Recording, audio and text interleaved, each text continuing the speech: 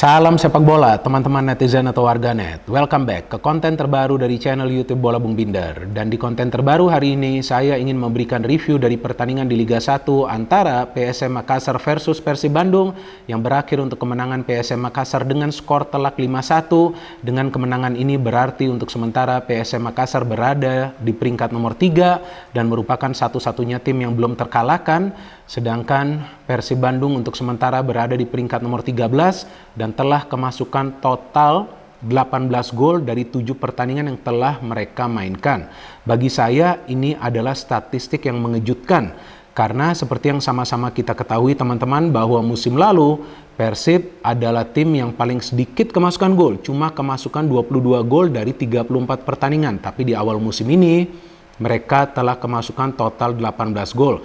Tentu dengan melihat statistik seperti ini dari Persib Bandung, teman-teman akan mengira atau mungkin juga menilai bahwa masalah utama berada di lini pertahanan dari Persib Bandung.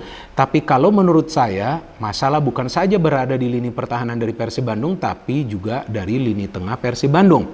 Karena tampak jelas ada jarak antara lini tengah dan juga lini pertahanan sehingga ada ruang yang terbuka yang bisa dimanfaatkan atau dieksploitasi oleh para pemain PSM Makassar sehingga mereka bukan saja bisa mencetak 5 gol tapi mereka bisa menciptakan total 8 peluang emas teman-teman. Sedangkan dari Persib Bandung saya tidak melihat banyak peluang emas yang bisa mereka ciptakan. Kenapa? Karena tampak jelas bahwa para pemain tidak kompak di atas lapangan. Sedangkan dari PSM Makassar mereka bermain secara kolektif. Maka itu tampak jelas bahwa passing yang dilakukan oleh para pemain PSM itu jauh lebih akurat dan juga efektif dibandingkan para pemain Persib Bandung. Dan terkesan bahwa para pemain dari Persib Bandung ini bermain secara individu daripada bermain sebagai satu tim. Karena kita juga tidak melihat ada permainan yang rapi dari para pemain Persib Bandung ketika mereka menyerang atau juga ketika mereka bertahan.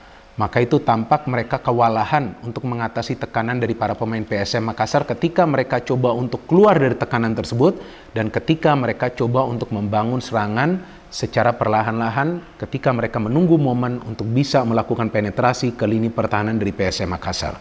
Mungkin juga ada di antara teman-teman yang akan mengira atau juga menilai bahwa PSM bisa menang karena mereka bermain di kandang sendiri. Tapi Persib juga kan sebelumnya sudah bermain di kandang sendiri. Hasilnya apa? Dari 3 pertandingan mereka cuma menang 1 kali, kalah 2 kali, kemasukan cukup banyak gol di kandang sendiri. Persib ini belum clean sheet loh, bermain di kandang sendiri. Total kemasukan 7 gol. Kemudian ada juga tim-tim lain yang sudah bermain di kandang sendiri, kalah, tapi mereka bisa bangkit. Tim mana itu? Bali United? Kan mereka sempat kalah lawan Arema FC, tapi kemudian mereka bangkit. Sekarang mereka berada di papan atas. Jadi bukan berarti karena PSM ini bermain sebagai tuan rumah, kemudian mereka bisa menang telak lawan Persib Bandung. Enggak. Ini murni adalah permainan taktis dari PSM Makassar yang bisa membuat mereka membombardir terus-menerus pertahanan dari Persib dan juga mereka bisa mengantisipasi setiap serangan yang coba dibangun oleh para pemain Persib Bandung. Karena sulit sekali bagi para pemain Persib Bandung itu untuk menciptakan peluang dari dalam kotak penalti pertahanan PSM Makassar. Mungkin juga ada di antara kalian yang akan menilai bahwa PSM ini bisa menang karena ada cukup banyak pemain dari Persib Bandung yang absen. Seperti Teja Pakualam, Nick Kuipers, Victor Igbonevo, dan lain-lain. Tapi kan dari PSM Makassar juga ada pemain-pemain mereka yang absen. Pemain inti lagi. Seperti Everton, top scorer mereka sebelum pertandingan ini. Yance Sayuri juga. Tapi fine-fine saja kan permainan mereka. Justru ada 3 pemain muda yang dimainkan dari awal sebagai starter bermain baik di pertandingan ini. Ramadan Sananta yang mencetak 2 gol. Ananda Raihan Alif bermainnya bagus di lini tengah sebagai breaker. Ya itu menunjukkan bahwa kolektivitas di antara para pemain PSM Makassar ini jauh lebih baik. Dan seperti yang saya jelaskan di konten preview dari pertandingan ini bahwa masalah utama dari Persib Bandung itu adalah dari segi kekompakan di antara para pemain. Jadi kalau nggak kompak ya jangan harap bisa mendapatkan hasil-hasil akhir secara konsisten. Hasil-hasil akhir yang positif maksud saya secara konsisten. Mungkin bisa menang 1-2 pertandingan tapi nanti akan sulit kembali meraih kemenangan. Dan itu terjadi kan. Sudah menang lawan Semarang, menang lawan Sleman, ternyata kalah lawan Bali. Padahal Bali sempat bermain dengan 10 pemain untuk waktu yang cukup lama. Justru ketika bermain dengan 10 pemain, Bali bisa juga mencetak gol ke gawang Persib ya. Karena seperti yang tadi saya katakan, selalu ada jarak antara lini tengah dan juga lini pertahanan dari Persib Bandung. Kemudian di pertandingan kemarin malam juga lawan PSM Makassar, kita lihat sangat kewalahan para pemain dari Persib Bandung. Ciro saja gak mendapatkan ruang gerak yang bebas. Febri juga sama. Maklok juga sulit. Deddy Kusnandar juga sulit. Apalagi Ricky Kambuaya bekerja keras tapi sulit juga untuk memberikan kontribusi. Sama juga dengan David Da Silva. Terlalu lama menguasai bola, padahal dia harus cepat membagi bola karena pressing yang tinggi yang dilakukan oleh para pemain dari PSM Makassar. Mungkin juga ada di antara kalian yang akan mengira atau juga menilai karena ada gol cepat dari PSM Makassar tuh. Langsung para pemain Persib mentalnya down. Ya kalau begitu sulit dong bagi para pemain Persib untuk bisa mengangkat tim ini ke papan atas. Kalau hanya tertinggal di menit-menit awal kemudian mentalnya down. Karena mereka kan ketinggalan di menit kedua. Masih banyak waktu. Tapi cara bermainnya seperti apa untuk bisa comeback?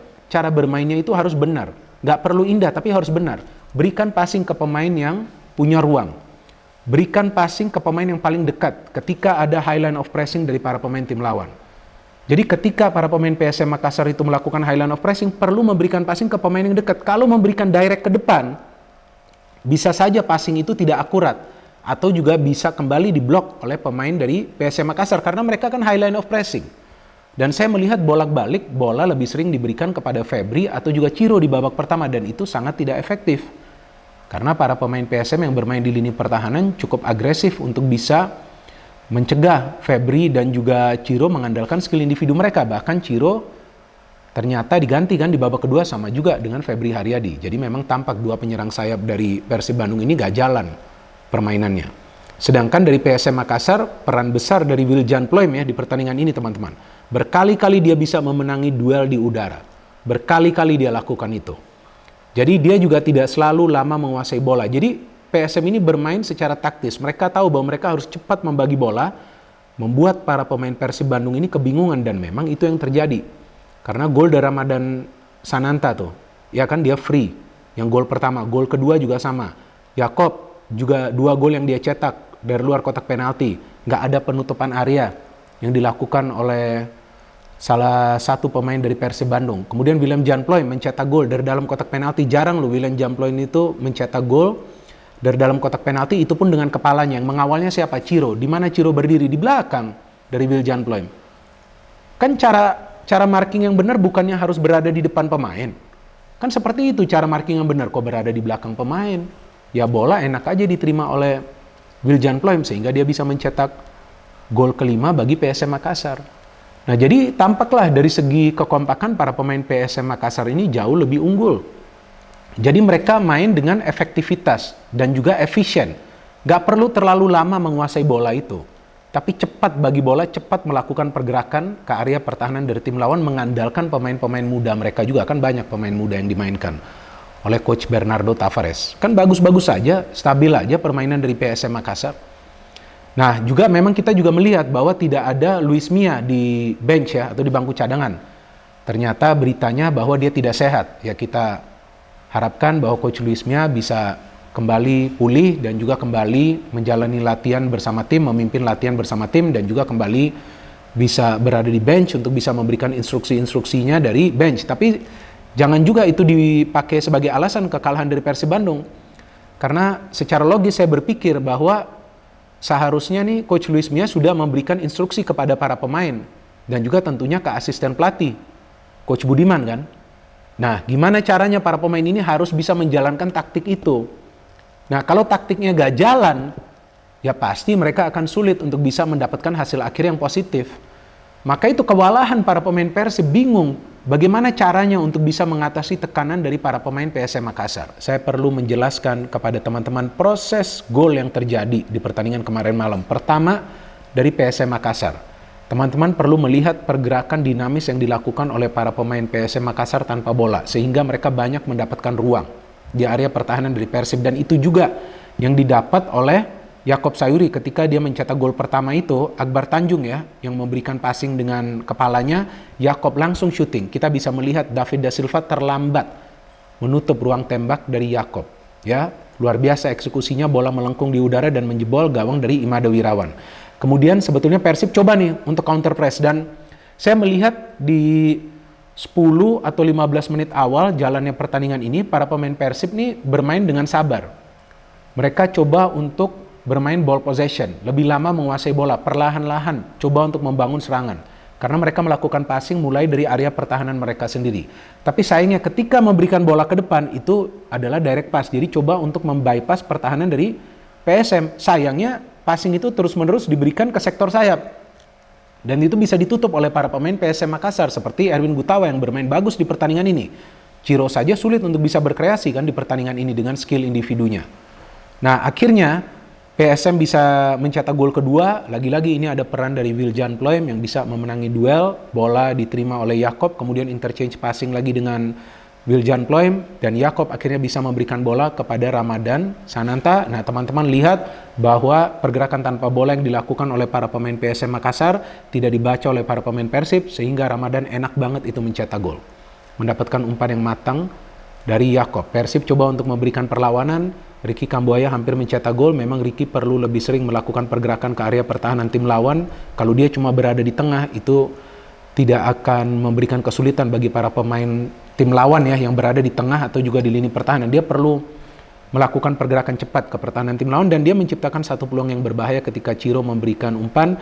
Dan kemudian Maklok bisa mencetak gol, very good goal.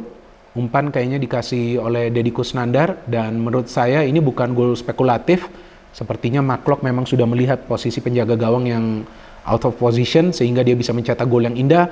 Memasuki babak kedua, ya sebelum babak kedua ternyata Ramadan Sananta juga mencetak gol ya. Wiljan Ploem yang memberikan umpan cantik. Nah, sebelum Wiljan Ploem memberikan umpan, ya teman-teman perlu melihat lagi nanti tayangan ulangnya. Ada Ananda Raihan Alif. Nah, ini yang saya katakan high line of pressing dari para pemain PSM Makassar. Dia pressing sampai ke lini pertahanan Persib. Dia bisa ngambil bola itu dari Daisuke Sato. Bola itu justru mengarah ke Wiljan Ploem. Wiljan Ploem chip pass kepada Ramadan. Nah, tidak ada pemain yang melihat pergerakan dari Ramadan. Ramadan itu bergerak lebih cepat. Sehingga dia dapat bola, dia bisa menyelesaikan peluang tersebut menjadi gol. 3-1. Dan kemudian di awal babak kedua, Freds Butuan masuk menggantikan Dedi. Berarti formasi berubah menjadi 4-4-2. Ciro dan David Da Silva di depan. Ternyata Yakob bisa mencetak gol lagi. Dan terlihat bahwa dia tidak dikawal ya. Sehingga memang dia bisa melakukan syuting yang keras, luar biasa memang pemain ini, finishingnya bagus. Tampaknya itu yang memberikan umpan adalah Ananda Raihan Alif atau juga Akbar Tanjung ya, gak jelas juga itu. Kemudian Rashid Bakri masuk, Rizky Eka masuk. Nah, ini menurut saya pergantian pemain yang tepat, karena Rashid di tengah untuk terus menekan para pemain Persib. Rizky Eka perlu terus melakukan pergerakan dari flank, Yakob ditarik keluar, jadi ada penjenggaran yang dilakukan. Kalau Yakob ini kan lebih direct, tapi Rizky lebih sering melakukan pergerakan dengan bola. Dan kemudian kita melihat karena Rizky Eka ini memberikan pressure kepada Imade Wirawan, sehingga Imade Wirawan itu perlu cepat mengambil bola. Sayangnya terseret hingga keluar kotak penalti ya, gak disengaja tentunya oleh Imade Wirawan. Tapi ya kita melihat siapa pemain bertahan dari Persib atau juga gelandang bertahan yang mengcover penjaga gawang, gak ada kan. Maka itu mau nggak mau dia harus keluar, coba untuk mengambil bola tersebut. Dan free kick bagi PSM, Wiljan Ploem bisa mencetak gol. Kemudian ada peluang dari Febri Haryadi, ada peluang juga dari Ciro Alves ya, dari David Da Silva juga. Tapi Persib tidak bisa mencetak gol. Justru Victor Detan dan juga Rizky Eka yang hampir mencetak gol. Tampak para pemain Persib sulit untuk bisa menutup ruang gerak dari para pemain PSM yang mengandalkan speed dan juga mengandalkan movement of the ball atau pergerakan tanpa bola, sehingga ya wajarlah dan layak PSM bisa menang secara telak di pertandingan ini. Saya harus fair ketika saya memberikan analisa, Persib ini lebih unggul dari segi materi pemain. Ciro Alves, David Da Silva, Febri, ada Beckham Putra juga yang masuk, ada Deddy Kusnandar, ada Ahmad Juprianto, ada Rahmat Irianto, ada juga Bayu Fikri, penjaga gawangnya juga senior, tapi ternyata mereka agak kompak. PSM Makassar yang juga mengandalkan beberapa pemain muda yang tidak bisa memainkan top scorer mereka justru bisa mencetak total 5 gol. Nah, ini artinya apa? Artinya yang diandalkan adalah konsep permainan dari sang pelatih. Dari Bernardo Tavares yang pernah juga saya jelaskan di konten preview dari PSM Makassar atau juga di konten review dari pertandingan mereka, bahwa konsep permainan itu yang diandalkan, gak bergantung kepada satu atau dua pemain. Sehingga siapapun pemain yang tampil akan bisa menjalankan perannya secara baik. Sedangkan dari Persib ini adalah awal yang baru dengan pelatih yang baru, Luis Mia. Memang tidak akan mudah bagi Luis Mia untuk bisa cepat mengubah performa dari Persib. Dia akan membutuhkan waktu. Bisa juga setengah musim dia membutuhkan waktu. Dan itu memang dia perlukan karena dia buta kekuatan dari tim-tim lawan di Liga 1 meskipun ada asisten pelatih, Coach Budiman. Tapi ini tidak akan mudah bagi Luis Milla, apalagi jika para pemain tidak bisa bekerja sama secara baik. Jadi kita tunggu saja perjuangan dari kedua tim ini. PSM Makassar masih awal musim, kita tunggu nanti bagaimana performa mereka di pertandingan-pertandingan selanjutnya. Dan bagi Persib Bandung, kita tunggu kebangkitan dari Persib Bandung. Saya pikir Luis Milla akan bisa mengubah format permainan dari Persib, tapi dia membutuhkan waktu. Dan saya melihat bahwa materi pemain dari Persib Bandung ini sebetulnya adalah materi pemain yang benar-benar istimewa ya teman-teman ya. Dan tidak seharusnya mereka berada di zona papan bawah meskipun ini adalah awal musim, tapi seharusnya dari awal musim mereka sudah berada di zona papan atas ya.